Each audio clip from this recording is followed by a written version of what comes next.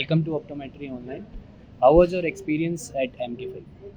I thoroughly enjoyed MK5. I've been a part of MK5 since its season one, and of course, this time, my first time to Goa, and the the content, the speakers, the interaction, the relevance of the topics to the current day scenario. I thoroughly enjoyed it. So let's talk about why you chose optometry as a career. What motivated you to choose optometry as a profession? I didn't know anything about optometry, of course. My story is very similar to the story of many others who primarily wanted to do something with medicine, and because I couldn't get into medicine, and then I think optometry was more like a blessing in disguise. So my school teacher then suggested probably there's something called optometry. Why don't you look into it? And then I gave my entrance at the elite school. I entered into it, and there is no looking back.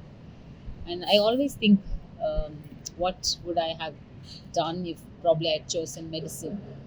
Um, but then, but then looking at my career and my journey with optometry and the I mean, I've fallen in love with optometry multiple times now, so I don't have any regrets. You have experience with working with many big organizations like IAPB, WCO, Mm-hmm. American Academy of Optometry. You started your career from Shankar Netralaya. How each organization is different from other? What you learned from each organization? I think, of course, Shankar Netralaya, Elite School of Optometry, and Shankar Netralaya is like my alma mater where I studied and then I continued to work. And this is the institution which provided the foundation for my entire journey because, be it my development with respect to academia, clinical expertise, vision science research, community eye health, and every other thing that probably the way I diversified my portfolio in optometry, all the credit goes to my alma mater because I think most of what we become is largely dependent on the environment in which we develop and the people that we get to be mentored by. So in that sense, I was I'm still blessed because I had like really great mentors that showed me the path. Uh, by the way, they continued to contribute and being very selfless in terms of like how they supported the other young aspiring professionals in optometry and things like that. So a large part of my success I owe it to my alma mater, Elite School of Optometry in Shankar Netralaya.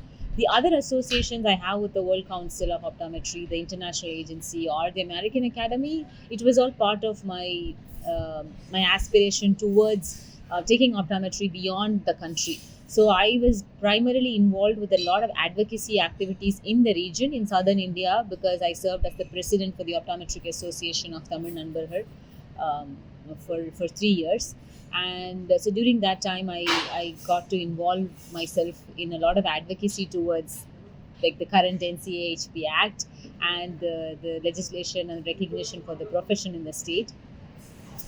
So then I mean, each one of us have to really learn the nuances of advocacy, and then when the opportunities came, when it knocked at my doorstep to then become a part of these organizations, I became a part. With the American Academy, it all started with my fellowship, and later when I became a diplomate, I realized that a lot of optometrists in our country are pretty much capable and competent enough to then become even fellows at the American Academy, but didn't know the know-hows of how to become. So I then took up that initiative to form the American Academy of Optometrists India chapter, which is what I'm presiding over for the third time in a row. Um, and yeah, this is how my journey has been. So you have been to many different countries. You have seen different countries doing optometry practices. What is the main difference between people practicing optometry in India and abroad? Optometry is optometry. It is just that when it comes to like when so we did see the history of optometry in India, right, which started in the 1920s. In many other countries, for example in the USA and all, it's much earlier. So for us it's still like a baby profession. So in US, the journey towards legislation and for the profession started way back, and that's why they have the Doctor of Optometry program. So optometry comes under the medical care.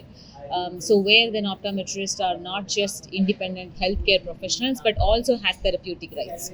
They can practice independently, and then they can also have therapeutic rights. But when it comes to, and very similar in Australia, which also has Doctor of Optometry, and then there are a few other countries, even in Asia for that matter, um, and even in some of the African countries do have Doctor of Optometry with with differences in the competence. So you have the WCO, the World Council of Optometry gives 4 levels of competence: 1, 2, 3, and 4. So these countries where the Doctor of Optometry program in the US and Australia gets to practice optometry at the level of level 4. Okay.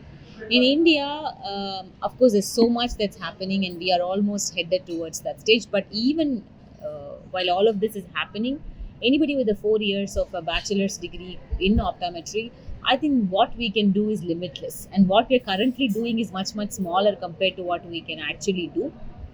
So, when it comes to the scope of optometry in India, I do not really see that we are limited by any of, like, even the legislation allows us to practice based on the definition by the World Council to be able to provide comprehensive eye examination, to offer referrals, to do specialty eye care, vision care, including contact lenses, low vision, binocular vision, vision therapy. So in terms of the scope of practice, I mean, we still have a lot on our plate to handle.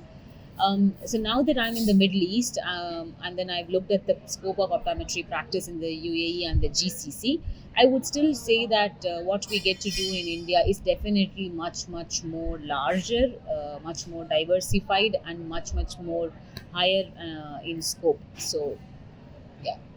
Few lines of motivation for the students who just want to start their optometry practice. What mindset they should have? What thoughts they should start their career? I am generally, when it comes to advice, my advice would be not to take anybody's advice, because each one of you really know there's a calling within each one of us. I mean, we probably know what we want to do. It is just that we are.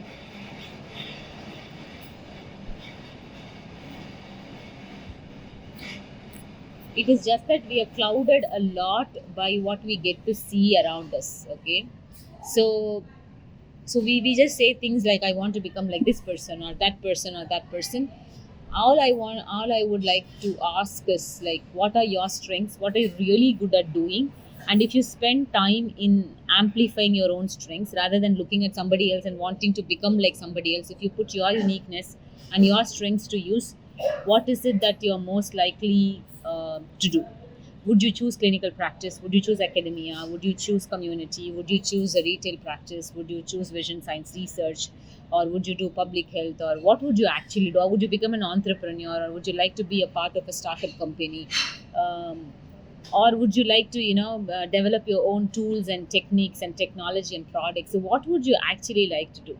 And you should just know that the limit is only within the mind, and whatever that you can envision and whatever that you can visualize for yourself, you definitely can achieve it, provided you just have to know that failures are, like, definitely not the end points. Because who doesn't have failures? Only those who doesn't try don't meet with failures, and everybody else who makes that try definitely meets with some sort of stumbling blocks, roadblocks, or failures. So not to give up on the first place.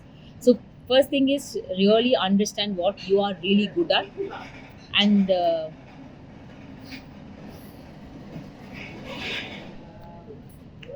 and then spend your time amplifying those things. And second is, seek mentorship, because mentoring is something very very crucial in anybody's journey, because a mentor helps you to, a mentor doesn't tell you go here or go there. Okay, they don't give you the GPS.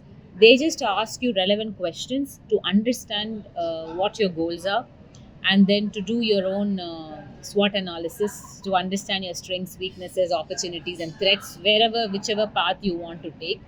And they also sort of help you understand your true potentials, unravel your true potentials. Because most often, when I speak to students who primarily doubt that they really don't have anything to do, anything to offer, when we really sit and do a coaching session or a mentoring session, they then come up with these aha sort of eureka moments where they are like, oh, I have so much I can do so much.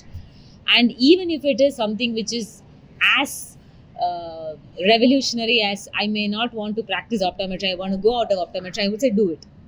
Because sometimes you might just have bumped into optometry because that was the only thing available to you, but later you realize that you are cut out for something else. I would say don't delay. Even you can make that shift or make that jump. Just don't stay in a path just because you made the decision in the past. um, so that's what I would say. And be very determined about what you want to do. Don't give up too easily, because if you are disciplined and if you're consistent, um, I don't think that there's any reason that why you should not reach your goals. Last question for the day.